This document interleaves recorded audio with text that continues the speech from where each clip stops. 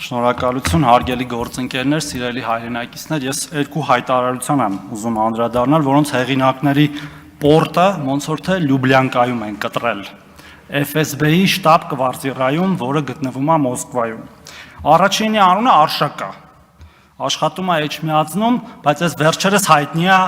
ուրիշ կարգավիճակով։ Ինչ է ասում Արշակը։ Ասում է Պակ թագավորի հետ համեմատության մեջ գտնվել փափագող անձիկ պետք է նաև ուշադրություն դարձնեն, թե Պապ թագավորն ինչով ավարտեց, ուշադիր, թե Պապ թագավորն ինչով ավարտեց։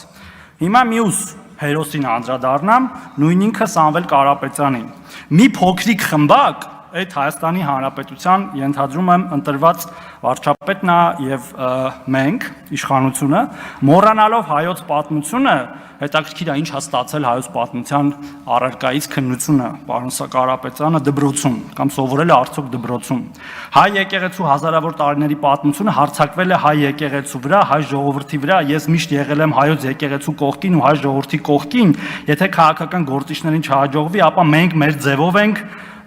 մասնակցելու այս ամեն ինչին։ Այսինքն ինչ է սա նշանակում։ Եթե ոչ, Հայաստանի Հանրապետության օրինական իշխանության դեմ բռնության գործադրման այսպես ասած ավետում, հա, ինչ են անելու։ Այսինքն Պապ թագավորի օրինակ բերելով Հայաստանի ղեկավարությանն են պատրաստում թույնել օտար ուժերի կողմից Լյուբլյանկա եւ այլ տեղերում ծվարած։ Թե ինչ որ բան ջոկատներ են ստեղծելու գնան եկեղեցին պաշտպանեն ապօրինի։ Այս մեր ընկերները ոնց որ տեղը չեն բերում, բացարձակ տեղը չեն բերում, թե ովքեր են Հայաստանի Հանրապետությունում եւ թե փիղը ինչ թռչուն է, հարգելի գործընկերներ։ Եվ ես